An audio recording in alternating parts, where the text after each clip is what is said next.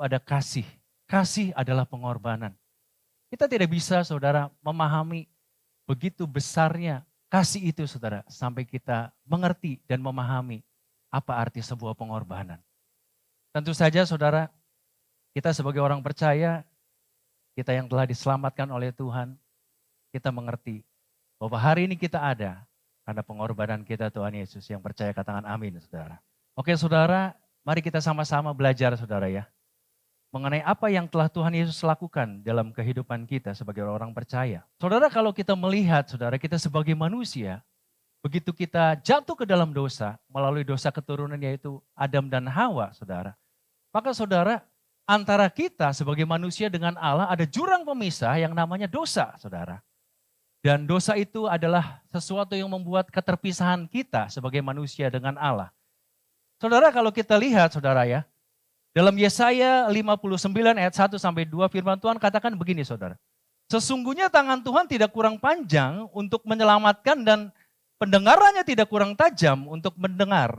Tetapi yang merupakan pemisah antara kamu dan Allahmu ialah segala kejahatanmu yang membuat dia menyembunyikan diri terhadap kamu sehingga ia tidak mendengar adalah segala dosamu. Tentu saja saudara, pada saat satu manusia yang namanya Adam dan Hawa, saudara, jatuh ke dalam dosa. Dan kita adalah keturunan Adam dan Hawa. Maka semua manusia itu adalah semua manusia yang berdosa. Untuk itu saudara, manusia tidak dapat menyelamatkan dirinya sendiri saudara. Tetapi karena kasih Allah, maka apa yang Allah lakukan? Allah telah merancangkan satu ketetapan Allah yang merupakan rencana untuk penyelamatan manusia saudara. Saudara, kalau zaman dahulu saudara, pada saat kita berbuat dosa, di zaman perjanjian lama, maka kita itu membawa satu persembahan yang namanya korban penghapus dosa saudara. Bentuknya itu bisa lembu jantan, bisa kambing domba, atau burung merpati saudara. Itu ada di perjanjian lama. Kita bisa lihat dalam Imamat 4 ayat 20 saudara. Beginilah harus diperbuatnya dengan lembu jantan itu, seperti yang diperbuatnya dengan lembu jantan korban penghapus dosa, demikianlah harus diperbuatnya dengan lembu itu. Dengan demikian imam itu mengadakan pendamaian bagi mereka sehingga mereka menerima pengampunan. Artinya saudara, pada saat kita berbuat dosa saudara, harus ada darah yang dikorbankan, harus ada darah yang dicurahkan saudara. Saudara, dalam Ibrani 9 ayat 22 firman Tuhan juga katakan begini saudara. Dan hampir segala sesuatu disucikan menurut hukum Taurat dengan darah. Dan tanpa penumpahan darah tidak ada pengampunan saudara. Untuk itu saudara, darah harus dibayar dengan darah.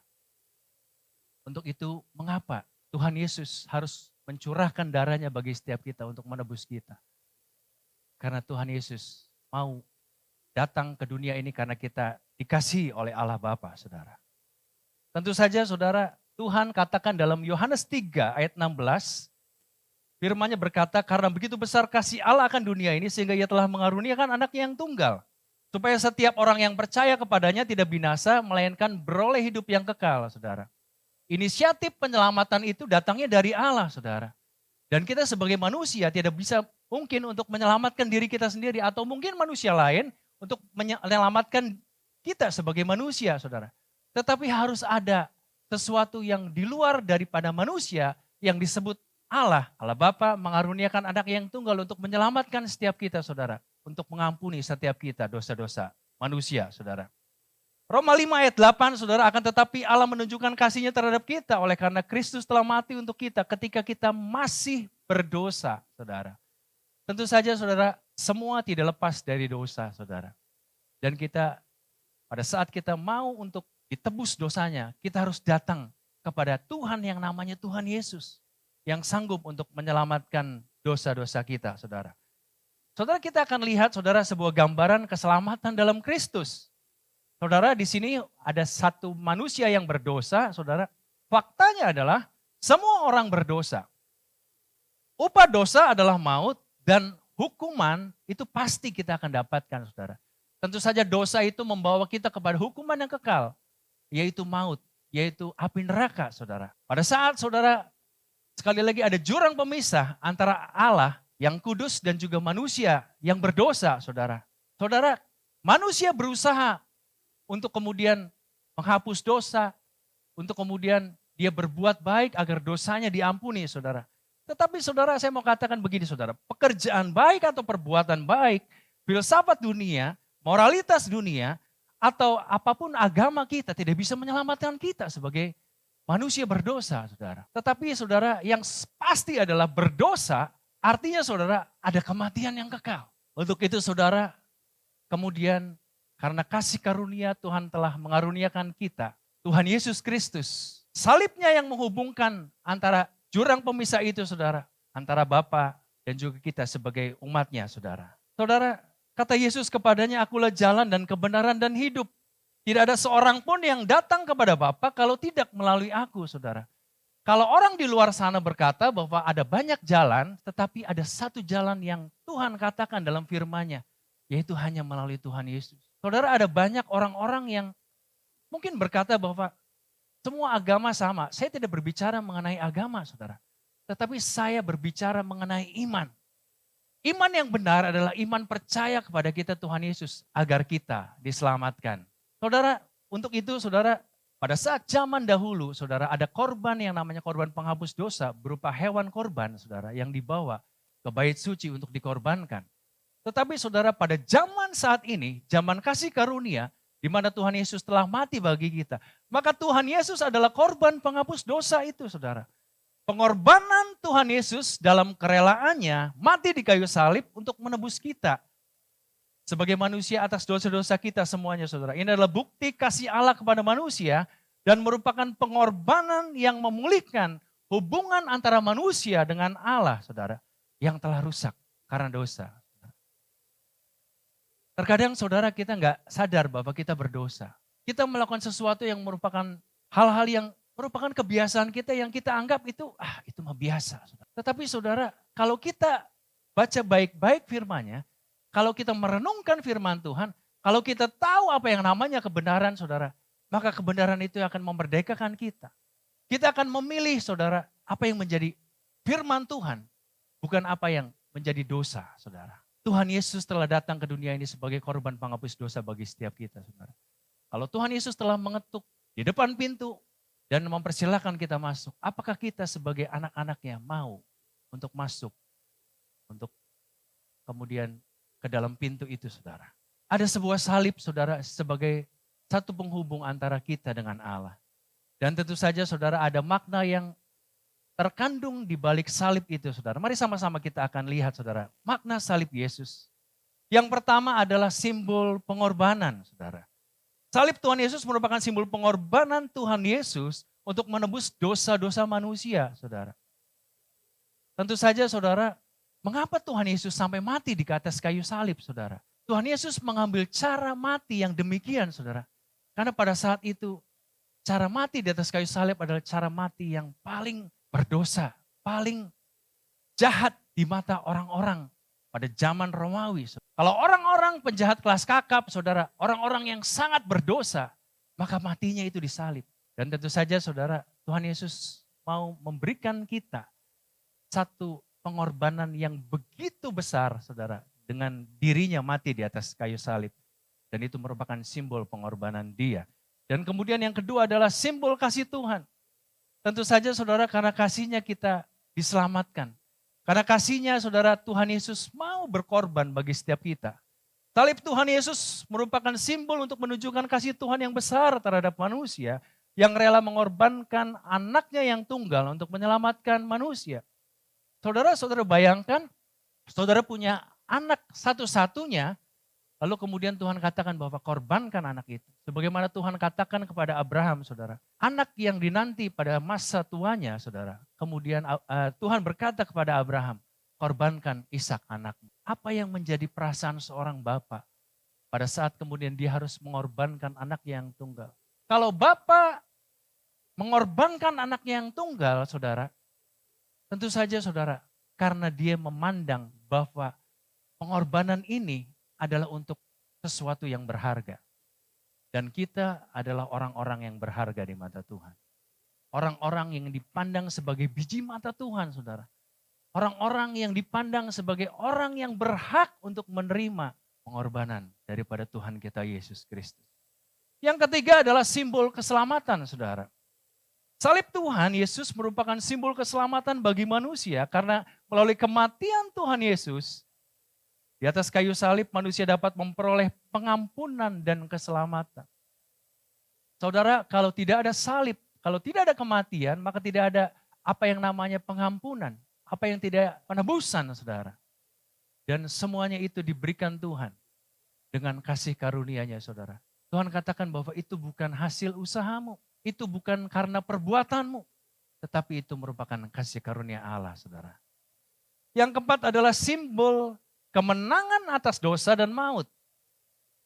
Salib Tuhan Yesus juga merupakan simbol kemenangan atas dosa dan maut. Karena Tuhan Yesus bangkit dari kematian pada hari yang ketiga.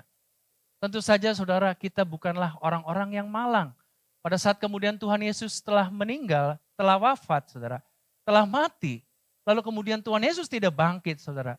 Maka firman Tuhan katakan sia-sialah kepercayaan kita. Tetapi dengan kuasanya, tetapi dengan hakikatnya sebagai Allah, maka Tuhan Yesus telah mengalahkan maut dan pada hari yang ketiga dia bangkit saudara. Dan kebangkitannya akan kita rayakan pada hari yang ketiga. Pada saat nanti Minggu Paskah saudara. Saudara kalau kita perhatikan saudara ya, bagaimana orang-orang Israel memperlakukan Tuhan Yesus. Kalau kita tarik ke belakang sebelum Tuhan Yesus wafat saudara, ada yang namanya Minggu Palem saudara ya. Ada yang namanya Hari Raya Pondok Daun. Pada saat itu saudara, pada saat Tuhan Yesus masuk ke dalam kota Yerusalem, kemudian dia mengendarai seekor keledai saudara ya. Nah di sana saudara benar-benar disambut oleh orang-orang penduduk Yerusalem. Dia ada yang menghamparkan bajunya saudara, dan kemudian dia memberikan daun-daun palem di sepanjang jalan Tuhan Yesus saudara. Mereka sangat mengeluh-elukan dia. Dan mereka berkata, diberkatilah engkau yang datang dalam nama Tuhan saudara. Tetapi saudara, ternyata apa yang kemudian dilakukan oleh orang-orang penduduk Yerusalem saudara. Berbanding terbalik, kemudian pada saat kemudian Tuhan Yesus dijatuhi hukuman untuk disalib saudara. Apa yang mereka lakukan? Mereka mengolok-olok Tuhan Yesus. Mereka menghina Tuhan Yesus. Bahkan melempari Tuhan Yesus dengan batu saudara. Dan mengatakan bahwa dia adalah penghujat Allah. Dia adalah orang yang terkutuk saudara. Karena Tuhan Yesus berkata bahwa dia adalah anak Allah. Tetapi memang sejatinya dia adalah anak Allah saudara. Saudara, terkadang manusia bisa berubah. Kita yang awalnya kita mengenal Tuhan dan kebenaran Tuhan. Kita yang beribadah kepada Tuhan saudara. Kita yang takut akan Tuhan. Tetapi seiring berjalannya waktu saudara, kemudian kita berubah. Kita meninggalkan Tuhan. Kita tidak lagi mengikuti Tuhan. Dan kemudian kita murtad dari Tuhan. Tetapi saudara, sebagaimana apa yang merupakan pujian ini. Sekali Yesus, selamanya Yesus. Tuhan mengingatkan kita saudara. Kita ikut Yesus bukan hanya hari ini. Tetapi selamanya kita mau mengikut Yesus. Amin saudara. Mari sama-sama saudara, kalau kita tahu bahwa ada kuasa di dalam salib Kristus. Ada simbol-simbol. Ada keselamatan, ada kemenangan dan lain sebagainya saudara. Lalu kemudian pada saat Tuhan Yesus disalib saudara, apa yang menjadi dampak dari pengorbanan Tuhan Yesus? Mari sama-sama kita akan belajar saudara. Yang pertama saudara. Yang pertama dampak pengorbanan Tuhan Yesus adalah kita menerima pembenaran. Galatia 2 ayat 16, kamu tahu bahwa tidak seorang pun yang dibenarkan karena melakukan hukum Taurat. Tetapi hanya oleh karena iman dalam Kristus Yesus. Sebab itu kami pun telah percaya kepada Kristus Yesus supaya kami dibenarkan oleh karena iman dalam Kristus dan bukan oleh karena melakukan hukum Taurat.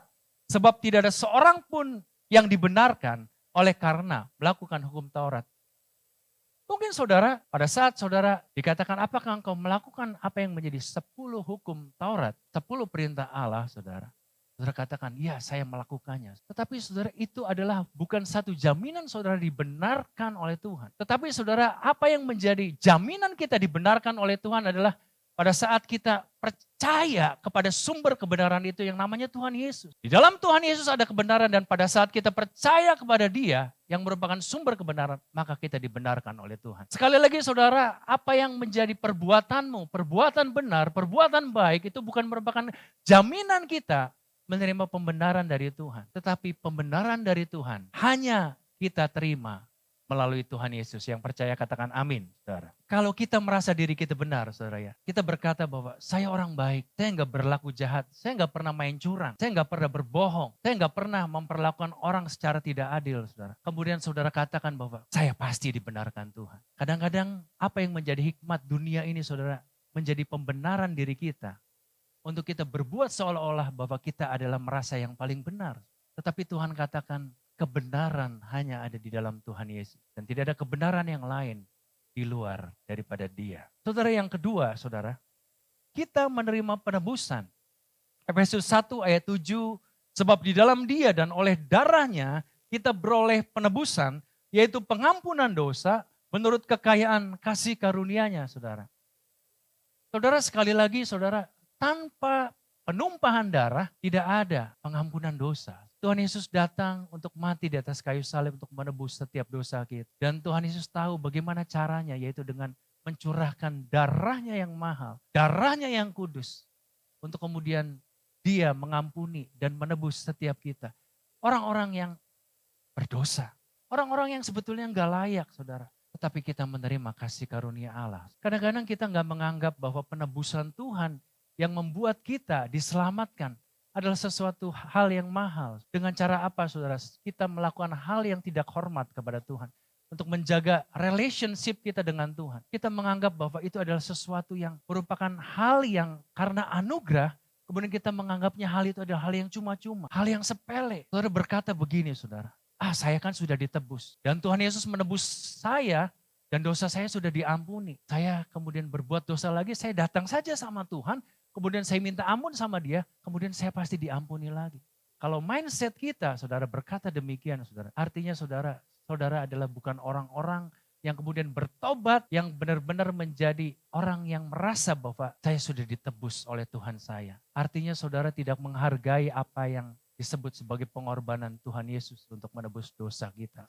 Jangan kemudian kita menjadi orang-orang yang menyalibkan Tuhan Yesus untuk kedua kalinya, saudara. Cukup pengorbanan Tuhan Yesus itu adalah sesuatu yang menjadi pengingat kita, yang harus merupakan perenungan kehidupan kita, supaya kita membawa setiap kematian Kristus.